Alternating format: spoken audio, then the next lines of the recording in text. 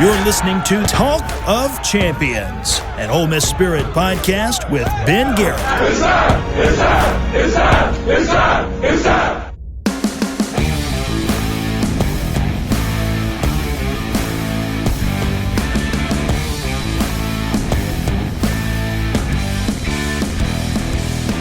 Hello again, friends, and welcome inside the RiverLand Roofing Studios, the little house up top or RiverLand corner in Ben's studios. Thank you for stopping in for another edition of Talk of Champions, always powered by our friends at RiverLand Roofing. For all your roofing needs, riverlandroofing.com, 662-644-4297 is the number to text or call. Few, if any, are doing more for Ole Miss in the name, image, and likeness space, NIL, than RiverLand Roofing. So support them, give them your business. We certainly appreciate them. Ole Miss concludes the 2024-25 season with an absolute beatdown of Duke in the Gator Bowl. It was a lot of good, a lot of frustrating because of how good it was. History being made. And now we look forward to a new year of Ole Miss football. Ole Miss basketball is about to open SEC play against Georgia. Baseball is rapidly approaching. If you haven't checked it out, please do so. The Judd Uttermark newest interview, Judd U, for the Talk of Champions podcast network with Connor Spencer, a ride-along the two did together about his unique journey and the season ahead for Ole Miss baseball. But today, here on Talk of Champions, all alone, I thought I was going to be with Bradley Sowell today. I've been working it out to do a post-game with Brad, but he has other real-life obligations, and it's just hadn't lined up. So here I am today to talk to you about the Gator Bowl, about what comes next, about the belt to ass that Ole Miss took to Duke in the Gator Bowl. And it goes without saying that obviously Duke was undermanned offensively, down its top two quarterbacks. Malik Murphy is now at Oregon State. But Ole Miss looked like the team that we thought they were coming into the year against a quality opponent that had won 9 games for just the 8th time in school history. This was an historic season for Duke, and it ends on quite the not necessarily bad note, but certainly a deflating note considering how dominant Ole Miss was. And I think one thing that stuck out to me as we get started here on Talk of Champions, one thing that certainly stuck out to me first and foremost, Ole Miss was the only one, and it's going to sound homerish, but I think that the numbers back it up. Ole Miss was the only of those college football playoff snubbed teams that not only made their case in the postseason for being snubbed, but also showed that, I kept getting texts over and over again from friends talking about the frustrating nature of that game, how it played out, because Ole Miss did look like one of the best teams in the country. Yes, Duke was undermanned. Yes, Duke didn't have its full arsenal to go after Ole Miss and to give them the kind of game that maybe they otherwise would have had they not lost their top two quarterbacks, their star running back and Star Thomas. But Ole Miss did to that team what it's supposed to when they are undermanned, when they are the favorite, and absolutely whipped them. Of course, an historic day for Jaxson Dart. The NCAA comes out today and says that they're considering 5 years of eligibility for all college players now, regardless. And that maybe makes sense then why Lane Kiffin made the joke about Diego Pavia from Vanderbilt, the quarterback who's gotten like his 7th year recently, bringing back Jaxson Dart for another year. He's done. He's going on to the NFL. He had an historic finish, but that was interesting enough. You know, that there's still the roster building component, the uncertainty of the sport. But Ole Miss, as it rounds now into a new year and looks ahead without Jaxson Dart, unless he surprises us all and comes back for a 5th year, it's the Austin Simmons show. But I loved that joke from Lane Kiffin and the wry look at the camera. He knew exactly what he was doing. But Ole Miss showed everything in that game that you hope for it to show in its final, and now we look ahead to 2025. But there are a few things that we have to get off the chest first as we start this edition of Talk of Champions. This season for me was one about missed opportunity. And it's not revelatory, that is not profound to say that. You're probably feeling the exact same way. The missed opportunity of a team that was built for a playoff run. You look at the Final Four teams in the college football playoff, Penn State, Ohio State, Texas. These are teams that Ole Miss, Notre Dame, these are teams you believe that Ole Miss on a neutral field could certainly play with, if not beat. Ohio State looks really, really good. Ohio State's the only team that gives me pause as far as how they're playing. Jeremiah Smith, that offense, and Will Howard absolutely blitzing Oregon, defensively look good. It's the best, one of the best collections of wide receivers ever. So to see them go out there and put it on Oregon was a surprise. Oregon deserved to not have to play Ohio State first. All 4 of the top 4 seeds with the byes were bounced. There has to be college football playoff reform. There has to be. Because once you see the results, how it played out, it is inarguably a better system, in my opinion, because of the parity, because of the level playing field. Now that everybody can pay everybody and not have to be whispering about it or poking fun at the big bad SEC because they're better operationally than everybody else. Now everybody can pay for players, and you're starting to see that parity, or not starting, you're seeing that parity in the college football playoff. But you're also seeing the warts of a first-year system, and where the top 4 teams that maybe you got to reseed once they get to the playoff, get rid of those first-round byes. The time off is detrimental, I think, to those teams that you're trying to reward, but there has to be a better way. But the one thing I think, rather than get into the minutia of how the college football playoff could reform itself and get even better, let's just take a moment and appreciate that the college football playoff is exactly what we wanted it to be, filled with parity, filled with teams that otherwise wouldn't have gotten the opportunity. Ole Miss should be one of those teams. They showed that in the Gator Bowl, but the bottom line is it cost itself losing to Kentucky, period. And then had an opportunity, if not losing for Florida, and lost to Florida. So Ole Miss has no one to blame but itself. So with that as the setting going into the Gator Bowl, inevitably, regardless of the end result, the final score, there was going to be some frustration with this game. Because at the end of it all, as fun as it was to watch the gang run it back one more time, it was an exhibition game in Jacksonville that took second billing to the more important bowl in the Sugar Bowl, and the tragic nature of it getting pushed back because of the terrorist attack in New Orleans. Ole Miss should have had the bigger stage, should have been on the bigger stage. And it was never more evident than during the Gator Bowl. Everything we liked about this team coming into the year was on full display against Duke. Jaxson Dart is a Heisman candidate. His best game, in my opinion, as far as next level throws that we've probably seen all year, if not one of the very best of his career. Rolling to his left, dropping dimes, the throw to Daquan Wright in the corner. Now, at the end of the game, which was absolute cinema for college football fans, I don't want to see the sportsmanship. I don't want to see the whole, just running the clock out. That's boring. It's an exhibition game in Jacksonville. And if you got to the end of that game that Ole Miss was dominating and you were still watching, thank you to Lane Kiffin, to Manny Diaz. Now, Manny was probably pretty pissed off. It seemed pretty obvious he didn't like the way Ole Miss handled the end of the game. Jaxson Dart audibling to that 69-yard pass and touchdown to Jordan Watkins with a minute left. That wasn't good form, sure. But also, nothing about college football in 2024-25 makes any sense anymore. There is no good form. It's everybody looking out for themselves. And I appreciate then that you gave the Ole Miss fans and the Ole Miss people, the Ole Miss media, all of us that were still watching, something to pay attention to. Austin Simmons not getting to come in because Jaxson Dart refused to come out. That's good stuff. Jaxson Dart wanted to finish his career. It's not about Austin Simmons yet, but also because of the disappointment and losing 3 games, that's exactly where a lot of attention was. Where's Austin Simmons? Didn't come in for a minute, and then he threw one pass and looked great, and you look forward to seeing what the future could be. But the Gator Bowl was both equal parts frustrating and uplifting because, one, Ole Miss was exactly what we thought it was. Ulysses Bentley's break and run, scoring 2 touchdowns. Now, on this show all year, here on Talk of Champions, the Ulysses Bentley thing has been a dang near every show topic of conversation. I brought it up again during the game, and I got to say something right off the top. Lane Kiffin was right. Ulysses Bentley, we said this before on this podcast, but still, Lane Kiffin was right. If what he said to me in our one-on-one sit-down about Ulysses Bentley in his office was correct, that it was purely a football decision, okay, watching the Gator Bowl, I get it. Ulysses Bentley is a step slower than he used to be. He doesn't have the same explosion that he did. My whole point the whole year was that even a limited or not quite himself Ulysses Bentley is better than the other options that you have.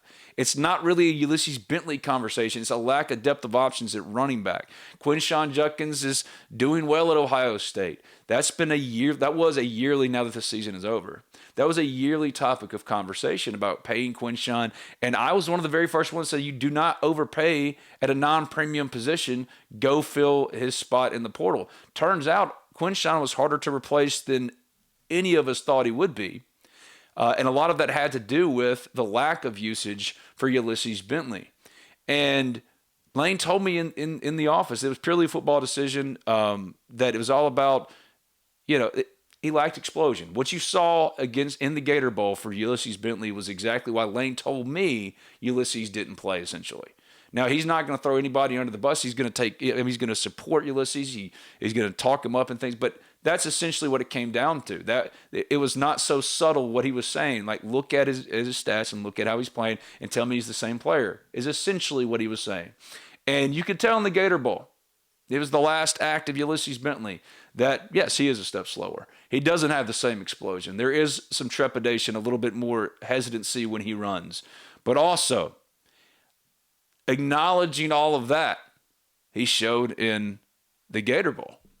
He's still the best option you got back there. So not playing Ulysses Bentley, refusing to because he was holding his old or past self against him, and not comparing what he is now and making that judgment against the other options available. That is one of the biggest sins for Lane Kiffin, this Ole Miss football team in 2024-25. He showed it again in the Gator Bowl. Again, multiple touchdowns, broke some nice runs. Jaxson Dart was the player of the game. Obviously he was. Jaxson Dart went out with an historic boom. But we're breaking down now the year in totality. It's not just about the Gator Bowl. Who was the player of that game? It was, what does it mean against the broader context of what happened this year and what is to come next year? And one thing is very, very clear. Ulysses Bentley, football isn't that complicated. I actually said that to Lane in his office. I was like, look, man, you know what the most profound but also dumbest as far as like hurting yourself, but it was true and he was right, and I'm so thankful that he said it. I said, but it just opens you up for criticism. When Lane came out multiple times this year and told his fans football isn't that complicated. And I said, Lane saying that really it's a brilliant thing to say. It's true. I'm thankful for it, but also what that does is, okay, then why isn't the best running back of your bad running backs not playing? So that's what it came down to. It was the best of a bunch of bad options. But Ulysses, even a step slower, is better than everyone else on that roster. And he showed it again in the Gator Bowl, got the dominant lion's share of the snaps. So then why did he not get a single snap against Florida? That at the end of the day, rather than hoping for an explanation that I tried to get, that I went through every avenue to get, sat down with Lane, I'm so thankful for that.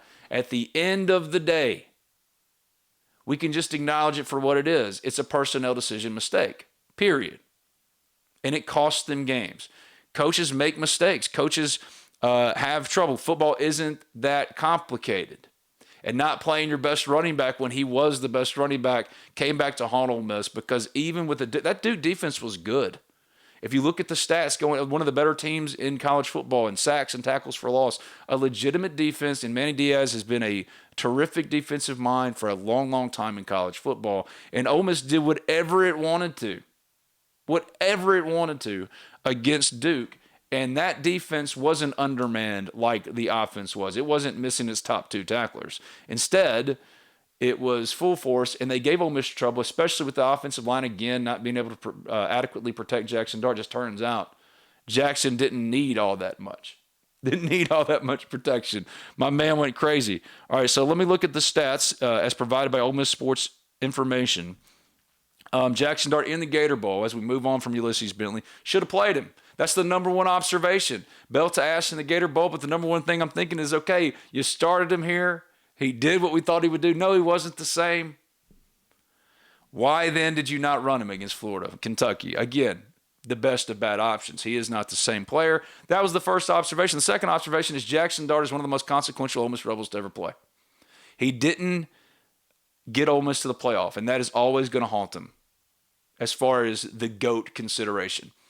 Matt Corral did something historic in that he won 10, 11 games when Ole Miss fans, Ole Miss people who had seen the worst of it with Matt Luke, even going so far back as 10 losses with Houston Nutt, believing that Ole Miss could be a consistent, every year 10-win team. That seemed fanciful. It's not fanciful anymore. Ole Miss, with the win over Duke in the Gator Bowl, has its third 10-win season in 4 years. Ole Miss has arrived as an every-year contender. But they haven't done the thing that everyone is waiting for them to do, and that is arrive on the national stage. I think that they sent the only statement that any of the college football snubs have sent all postseason. Alabama didn't deserve to be in. Ole Miss, if you look at the resumes, has a better resume than Alabama.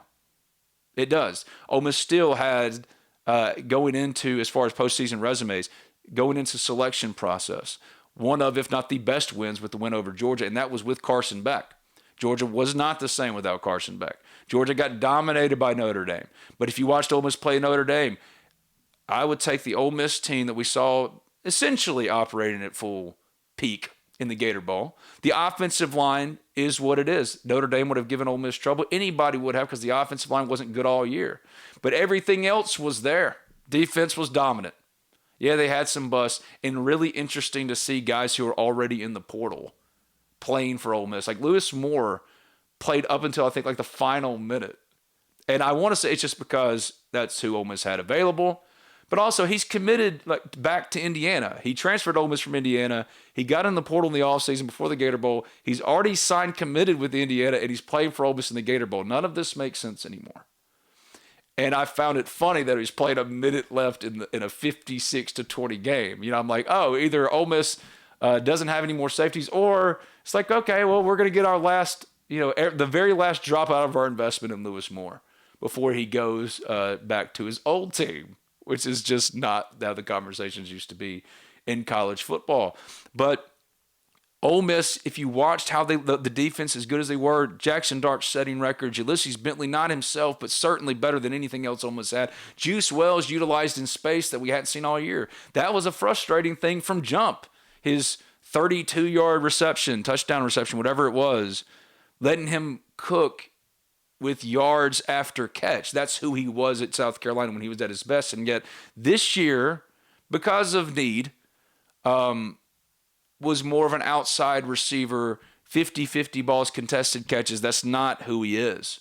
Same thing as Ulysses Bentley is not strictly a kickoff returner. These are personnel decisions that cost Ole Miss. Not to say that they were the direct reason why Ole Miss lost 3 games, but when you can't run the ball against Florida and you're not playing the one running back that, of all the other bad running backs, that can maybe help you, it's like you're trying not to win the game.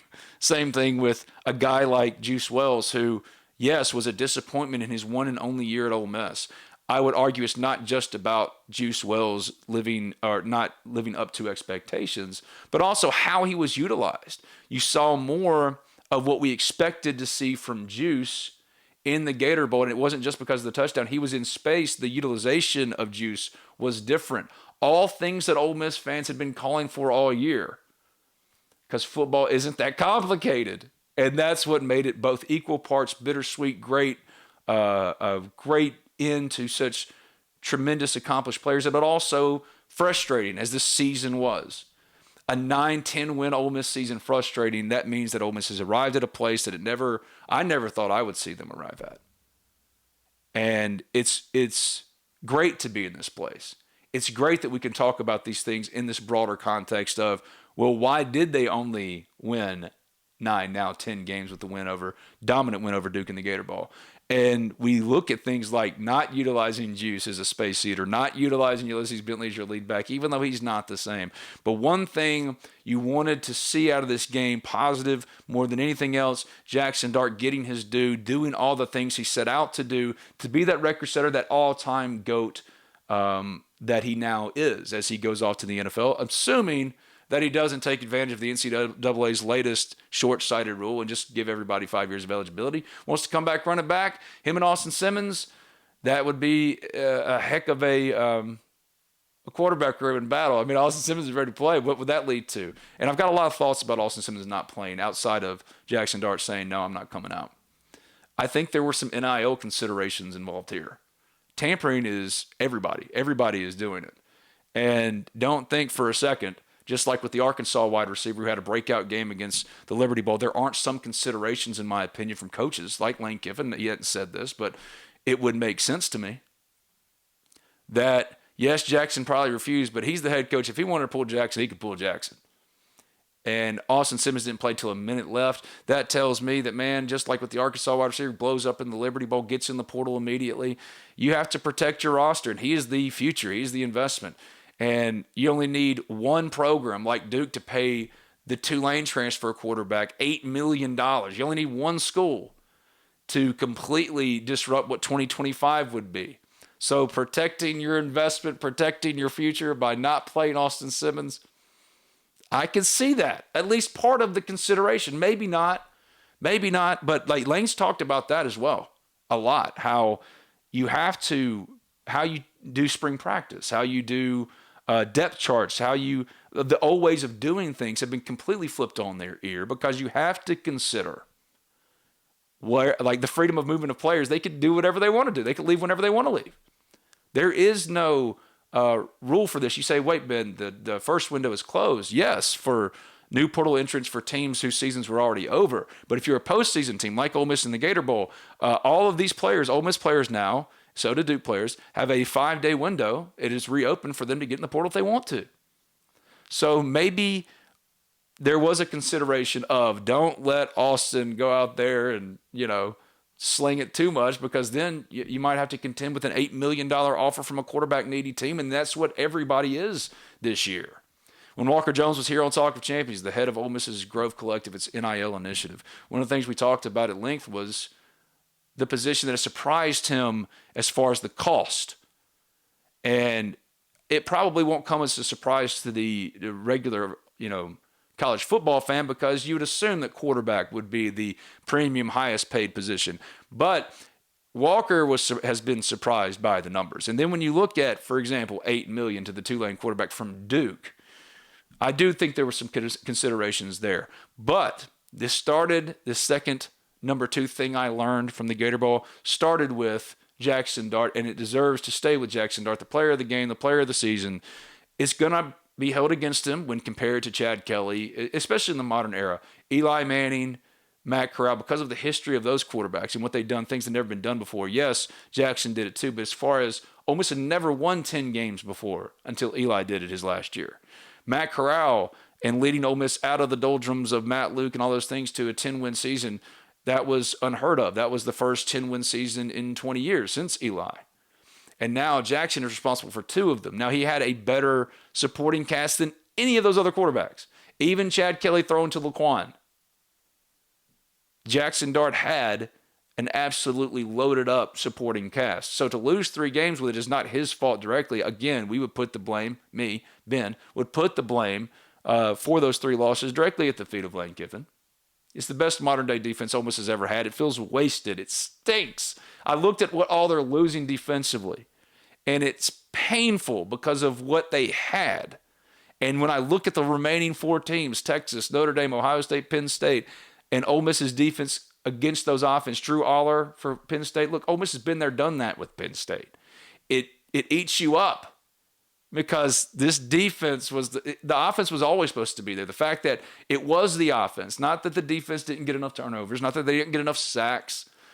They were a sieve in the run game. You didn't have Ryder Anderson. Remember those days with Wesley McGriff covering a defensive end, covering a wide receiver on a wheel route. You had competency and dominance across the board, and they still lost 3 games. Because that's the thing Ole Miss fans have said forever. If you can just get a defense, the offense will always be there. Well, this year the offense wasn't there, save for, on a consistent basis, Jaxson Dart. Protecting homes and businesses from the whims of nature, you need more than just quality materials. You require RiverLand Roofing. Licensed, insured, and certified, RiverLand Roofing offers not only the assurance of excellence, but a tailored approach to your unique structural needs and budget. To learn more about what RiverLand Roofing can do for you and the community, call them at 662-644-4297 or visit riverlandroofing.com. This is Cali. With C Spire's blazing fast nationwide 5G network, She's got her fans in the palm of her hands. Live streaming her Mississippi Blues from her phone wherever she is. To out there wherever they are. Right now, get the latest 5G phone on us. Only at C Spire. Customer inspired.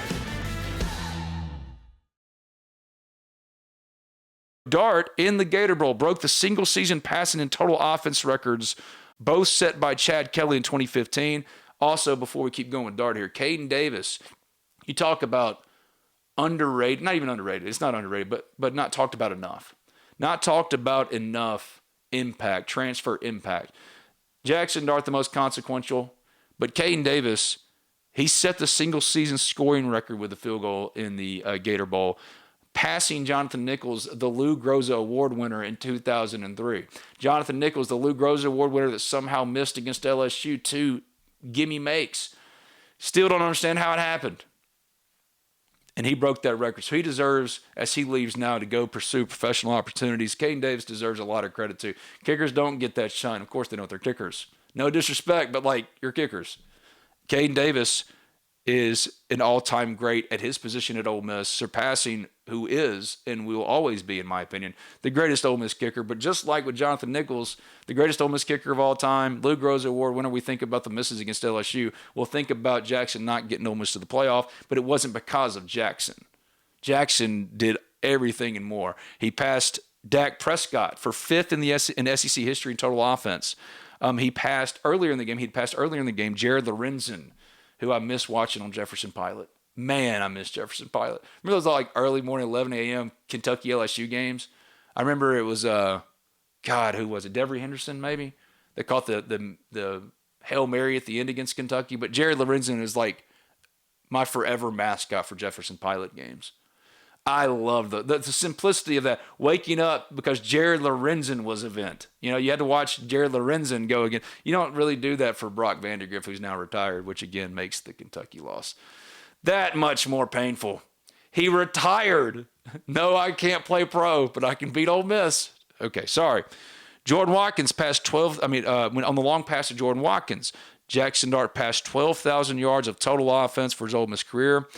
He jumped past Will Rogers from Mississippi State for 4th in SEC history. One of 4 in SEC history with 12,000 total yards. The others, Aaron Murray, Drew Lock, and Tim Tebow, who Ole Miss made cry in 2008 on the way to a national championship.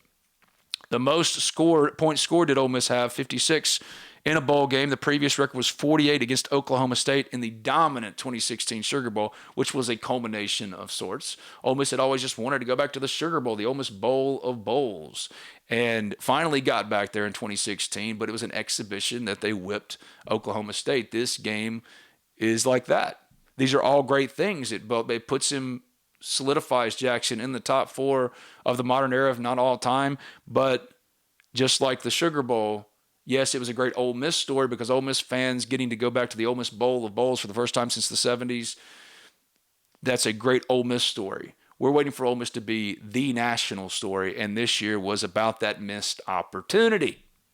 Jaxson Dart also broke his own Ole Miss Bowl records in passing yards and total offense. Previous mark was 379 in the Peach Bowl last year. Prior total offense record was 427 in the 2022 Texas Bowl. I don't miss the Texas Bowl. I won't miss the Gator Bowl. But we got to see all the things we wanted to see in this Gator Bowl that meant nothing. Number 1, Jaxson Dart got his send-off as he deserved it. The deserved send-off for one of the greatest of all time. But where does he end up now? Chad Kelly and Eli Manning, as far as modern era quarterbacks, probably, you could have a case for one or the other as 1, but the other one is then 2. So really, for Jaxson, despite how far he's climbed, the numbers, it's a different era of football. You'd say, well, he broke all these records. It's a different era of football.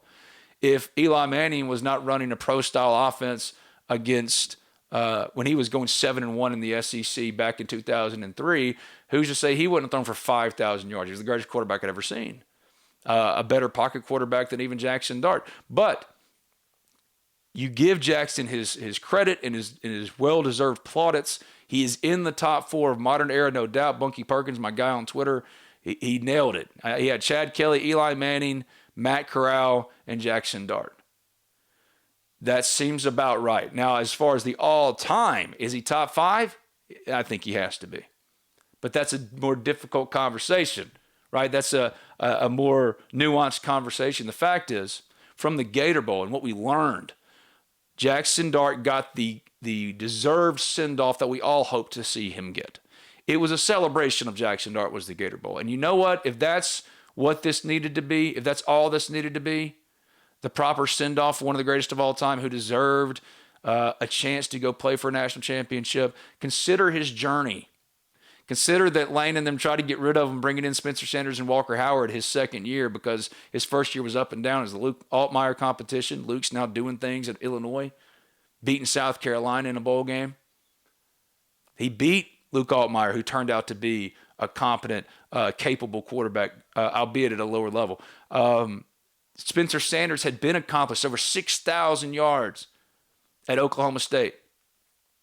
Walker Howard was the top 50 prospect. He was still hot. He didn't have to go to ULL, go back home just to get a starting opportunity like he did this year when he transferred.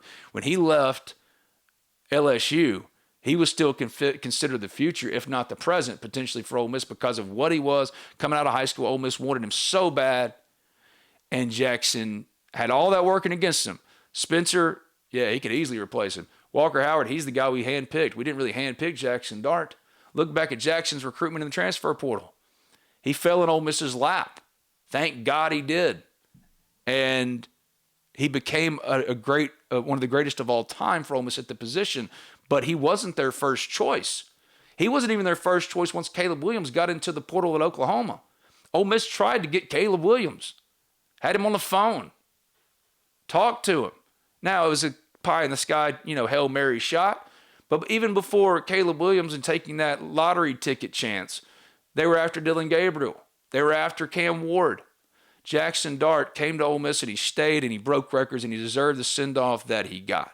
But where he ends up in the GOAT conversation is hard because the numbers are inflated in 2024. Offense is encouraged in 2024-25. The defense has everything working against it, which makes it that much more frustrating that Ole Miss had a defense that stopped teams and still didn't make the playoff. I'll never get over that. But that was the second thing. One, if Bentley's usage, finally we can just say it, hey, Lane, own up to it, personnel mistake decision. It happens. It's the lack of real information. If it's not something off the field, he doesn't want to throw him under the bus, fine.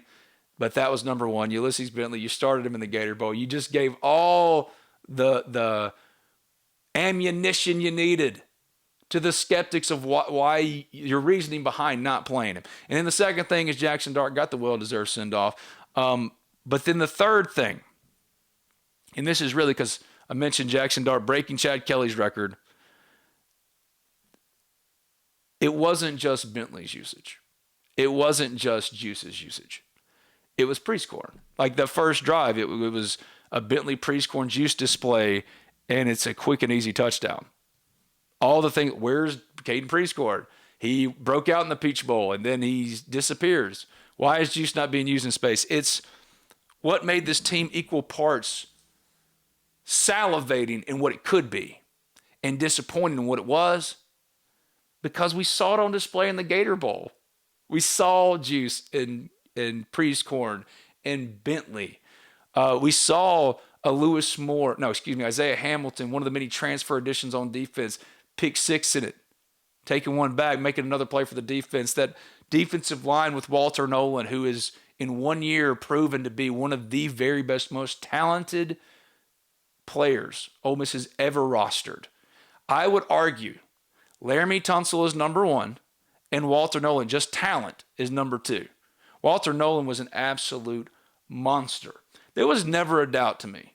But I didn't really care to say it. I said it, but I did. People are going to call you a homer regardless. But I don't think there was ever a doubt which of the SEC teams were the best of the three lost SEC teams: Alabama, Ole Miss, South Carolina. South Carolina, Ole Miss, you didn't have a case. Ole Miss whooped your butt at home. I don't care. You had Lenore Sellers that game. Oh, he was hurt. Okay, well, I could go through the number of injury situations Ole Miss dealt with. Trey Harris didn't play in the Gator Bowl. He was on his way to becoming an all-time great as far as statistically, not just in, being biased. He was on his way statistically to becoming one of the very best in Ole Miss history, but could never stay on the field. Durability will be his biggest concern as he goes to the NFL. Didn't play in the Gator Bowl. Injuries happen. Bottom line is you got raced by 24 at your place by this Ole Miss team. You didn't have a case. Alabama proved time and again the only reason why they were getting the consideration they were, if it was Ole Miss, everyone would have laughed at the resume. It was Ole Miss script on the helmet and not the number, not the maroon or crimson, white number on the side of the helmet. There's no doubt that no one would have considered Alabama a playoff team. If you would have switched them, just their resumes, Ole Miss would have been in if they were Alabama, but they weren't. They finished off the right way, but the final thing I really learned in the Gator Bowl was, it is really as simple as, Ole Miss just shit the bed in a couple of spots. Ole Miss was its own worst enemy this year. Ole Miss didn't make the playoff, not because someone left them out because they got screwed, not because Jaxson Dart had a regression year, not because the defense, all the transfers weren't as good once put together as Ole Miss thought. No. They had all of these things. They just fell short. And it's okay to acknowledge that. And it's okay to celebrate 10 wins, the third 10-win season in 4 years, but also acknowledge that the explanation for why Ole Miss isn't competing as one of these Final Four teams, who I think they're better than every single one left, is because of head-scratching personnel mistakes, not admitted to yet, but it's kind of obvious. He should have played Ulysses Bentley. Juice wasn't used right. Caden Prieskorn, they forgot about. Daquan Wright's going to be so huge for Ole Miss next year. Next level tight end, probably going to be Austin Simmons' best friend. But the defense is going to take a step back. I mean, they're losing too much. I watched William Eccles, who got in there. I watched Cam Franklin. They're going to be great, but they're going to be sophomores. There's going to be more of a learning curve compared to Princely Uman-Mielen, Walter Nolan. These guys were dominant from snap one. At linebacker, T.J. Daugherty is an all-league caliber player. Kyrie Coleman had an up-and-down game as a replacement for Chris Pupaw, who's already preparing for the draft. But I think Ole Miss loves what it's done in the portal, specifically at linebacker, with the Marshall linebacker, with the Grambling linebacker. And I don't think they're done adding on defense, specifically in the back end. TJ Banks, number 19, they love him. We've been talking about cornerbacks, right? Got to go get more cornerbacks. Well, Jalen Braxton's coming in from Arkansas. TJ Banks has got something. They like him a lot. You don't always have to go and replace starters with starters from other Power 5 or college football teams. You can do it from your own roster. That's how it used to be done. So-and-so leaves. Well, now it's time for so-and-so to step up and be that guy. TJ Banks could be one of those guys. In the back end, Nick Cole could be one of those guys. But they're not going to stop adding. The point is it was all there. And stubbornness, hubris, or just flat out bad call by me, Lane, with not playing Ulysses or not. Whatever it is, this team was equal parts awesome and will be celebrated forever, but every bit as frustrating because football isn't that complicated. In 2025, to close this thing out really, because there was so much to take away from the Gator Bowl for me, but really it was a full-on celebration of individual greatness, Jaxson Dart. That was the main takeaway. But also, when you look ahead to 2025, we have to, from this point, because with this year, the last dance, the expectations, everybody talking about title, to lose 3 games, even with 10 wins, which is historic, there has to be a tempered expectation for next year. It's a free shot year, as my dude Cade Smith said on Twitter. I like this. It's a free shot year in that the expectations you had this year, I disagree with this. There are real expectations. Ole Miss has to have expectation, has to believe. Alabama isn't going in next year saying, well, we're losing Jalen Moreau. Justice Hayes got in the portal. We lost this. They're not thinking, it's a free shot. No expectations next year. Let's just go win as many as we can. And if we get in, heck yeah, way to go, Alabama. But if we don't, it's all right. We'll love the Gator Bowl next year. No, they expect to get in the college football playoff, contend for the college football playoff. Next man up. Same thing with Ole Miss. The mindset has to be completely different. I do agree that it's a free shot year because that's how we're used to considering Ole Miss. 2025, there aren't going to be the same expectations as there were this year. There can't be. However, the every year expectation from this point forward, if you win 10 games, 3 out of the last 4 years, the every year expectation, regardless of what you're losing, is, all right, how are you going to get back next year? Because you have the talent, you have the quarterback, you have your Tua 2.0. He didn't play for really not just because of Jaxson wanting to get his finish, but also, and it was also about Jaxson and not about the future. So understanding all that, you have your quarterback. I think it was NIL considerations why he didn't get into the game, among other things. If he's Tua 2.0, why wouldn't you expect Ole Miss to be back in the playoff? Ole Miss is not going for another exhibition game in Jacksonville next year. That is not the expectation. Yes, it's going to be different as far as what we think they can be. I don't think they're going to be as good as this team was. But they have the upside. Of course they do. Austin Simmons, I think, is a better next-level prospect than Jaxson ever was. Jaxson had his best game as far as throwing, the dimes he was throwing in the Gator Bowl. I have no doubt in this quarterback class, Jaxson Dart is every bit as good as Shedeur Sanders. Doesn't have the same type of athleticism, but every bit the quarterback is Cam Ward, every bit the quarterback as pick your guy, whoever you think is the top guy in this year's draft. I think Jaxson Dart is every bit the prospect. I just don't think it's a good quarterback draft class. There isn't an obvious guy. Austin Simmons, in my opinion, has QB 1-1 potential in a draft. I don't say that because I consider myself a football expert or smart football person. I am not. I say that because that's what all the people I talk to that actually have to make their money and make their hay both on the field and off by making these decisions have said he has that kind of potential. So if he is that guy, no, the expectations won't be the same next year, but yeah, you absolutely expect that type of transformative potential player to lead Ole Miss to the playoff. Kane Lee looks like he has playoff caliber potential. Daquan Wright, the offensive line is going to return. Now, for better or worse, they're adding to it as well. But Diego Pounds, having those guys back, Jaden Williams, who I expected to see at right tackle, wasn't because he had a knee procedure to clean him up for next year, to block as the right tackle potentially the blind side of a left-handed throwing Austin Simmons. I love team building. I love following it. I love doing it all last year for that team that was built through the portal. And yes, next year is more in the reset of a year. But the expectations have changed if you're an Ole Miss person. No longer do you think about, well, it's time to rebuild. No, it's retooling. I appreciate the play for upside because you don't have as many sure things on your roster at all your starting spots as you did this year. Deshaun Womack and Prince Will are more upside than Princely was proven production, right? Austin Simmons is more upside what he could be than proven production. But what if the upside is exactly what you expected it to be, Lane, and Austin is Tua 2.0? Deshaun Womack did. He just didn't get unlocked at LSU. You unlock him. Pete Golding has done it. We saw him do it with Jared Ivey. We saw him do it with any number of players. J.J. Pegues.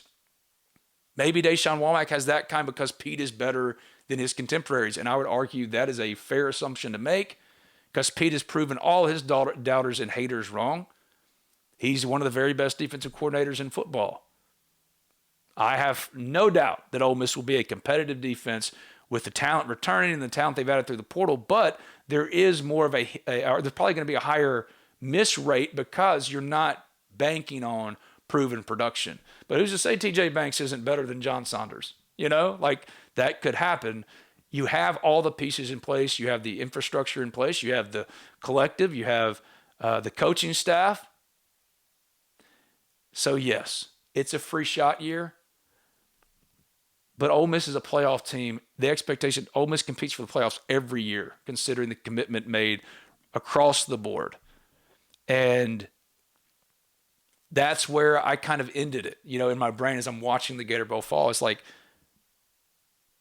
it's frustrating because this looked like the team we expected to see all year, including the running component. I'm thankful that Jaxson Dart, or I'm really pumped for Jaxson Dart that he got his send-off.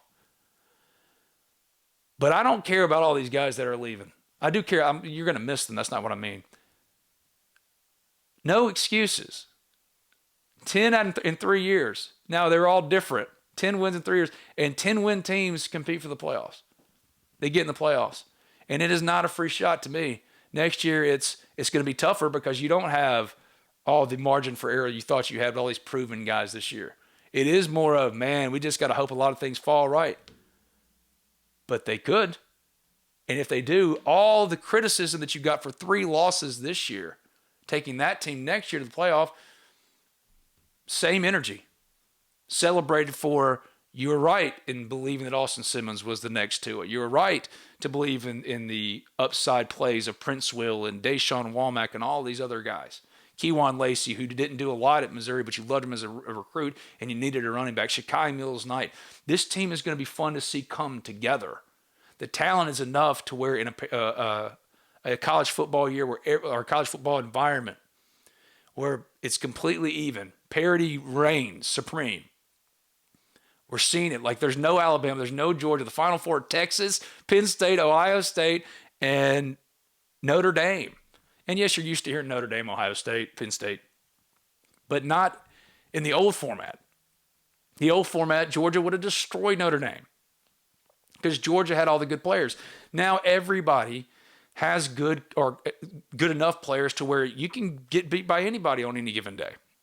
If Austin Simmons is a QB1 type of guy, even though you didn't get to see a lot of them in the Gator Bowl, then Ole Miss is absolutely contending for the playoff next year.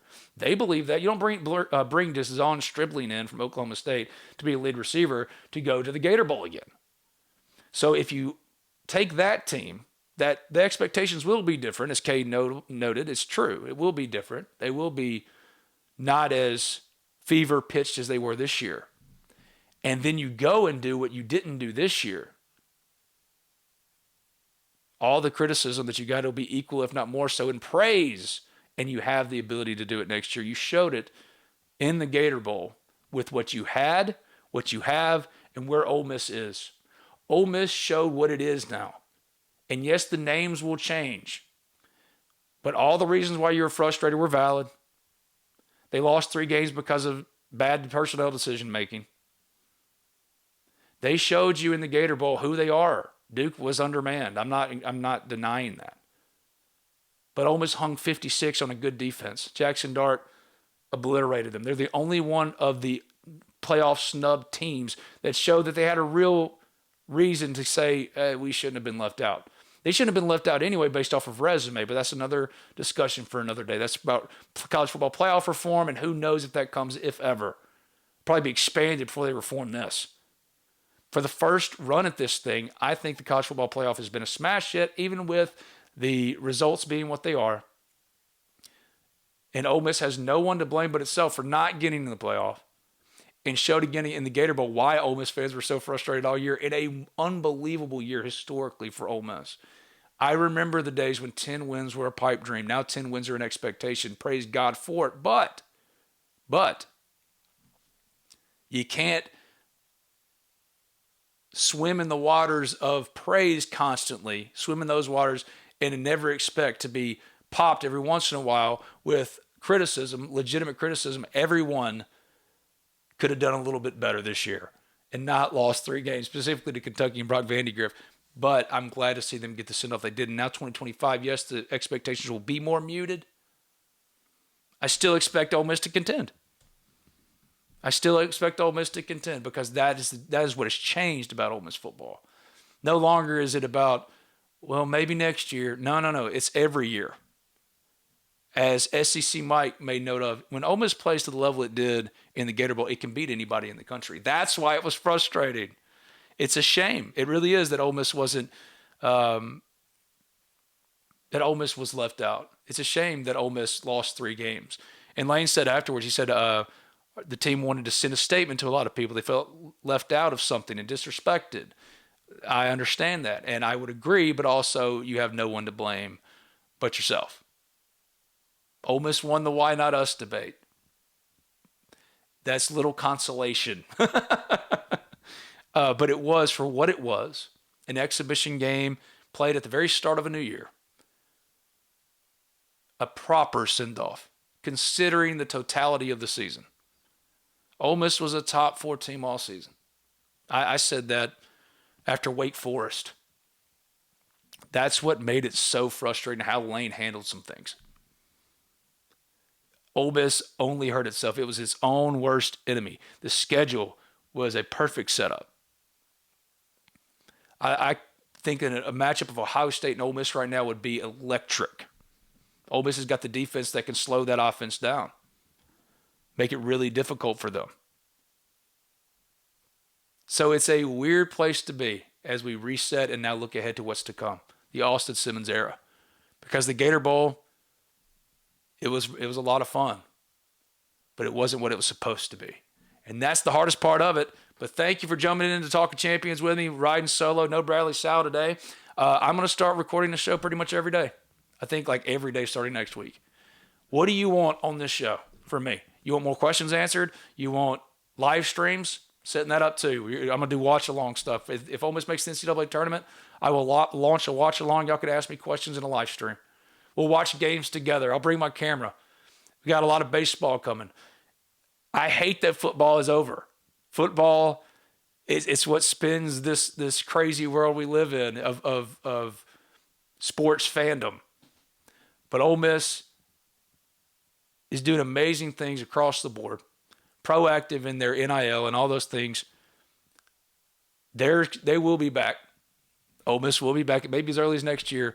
But even when it's not in season, remember, Ole Miss is operating in a place both across the board, basketball, women's basketball, baseball, operating in a place that is unprecedented in modern times. To have the kind of, for the most part, baseball's been a disaster, but to have the kind of success it's had, I am not one of those that dismisses it. I remember the days of, well, football won 6 games, went to a bowl, but Ole Miss didn't even make the NIT.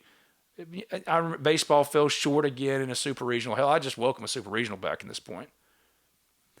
I appreciate the season for what it was. Now I'm ready to see what a completely uninhibited Lane Kiffin with a team that's not going to have those kind of expectations, how he treats it and how they perform. I think they have the potential to be better as far as winning losses than this team. This team is better across the board. Should have been. They were a top 4 team all year. Should have been in the college football playoff. It's their own fault that they're not. That they're not one of the final 4 teams standing. It is only their fault. Only them to blame. No one else. The committee didn't screw them. Ole Miss lost to Kentucky. Then could have just beaten Florida and still gotten in and lost to Florida. It is Ole Miss's fault. Now can you take your hand-picked quarterback and a team full of lottery tickets? This was a team full of mercenaries. This is a team full of lottery tickets.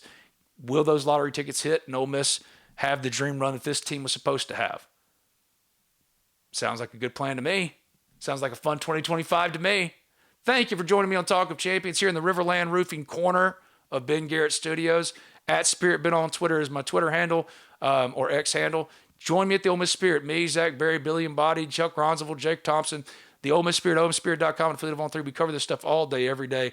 omspirit.com. You can sign up today for as low as $1, and we talk about Ole Miss all the time. Get on this show with me. What do you want from this show? Ask me questions on the board. Give me ideas. Whatever you want to see. More guest interviews. More Twitch stuff. Because I've been playing college football for the first time all year, and I'm in my 4th and final year in college, and I am playing at Ole Miss. I didn't start there. Quite a journey, but my twin brother Steven, I said, I got to figure out what I want to do. Do I want to export my player from Madden from college football to Madden, or do I want to go win one for the Rebels? Because I lost in a thriller to Georgia in the college football national championship my junior year. And I said, you know what? Steven goes, you know what? Go win one for us and the Rebels. But I'm not going to lie to you. Ole Miss in 2028, slim pickings. It's me and a bunch of white wide receivers and tight ends wearing 80 numbers. But if I take us to the championship, I mean, it'd be fun as hell. It'd also be really fun for content. So you want to join me with it, be part of a watch party, I will do whatever y'all want to do, man, because this is the community that has been so good to me. They gave me the best year of my life in 2024, helped give me the best year of my life, along with my perfect wife, Emily, my daughters, Gracie and Riley. I'm so thankful to On 3, man, for what they've done for us. But I'm so thankful for the Ole Miss community how y'all have allowed me to be a part of your daily life for almost 20 years now. It's a blessing, and I can't wait to go through this next one with y'all again. Hit me up on Twitter. Join my website. Come talk to me. Man, we're going to keep rolling, buddy. As long as I'm breathing, somebody will be talking about the Rebels all day, every day. Your friendly neighborhood Ginger Shrek. I'll see you next week, RiverLand Roofing. RiverlandRoofing.com for all your roofing needs. 662-644-4297. Billy Landis and company over at RiverLand Roofing. The best people. Rebels helping rebels.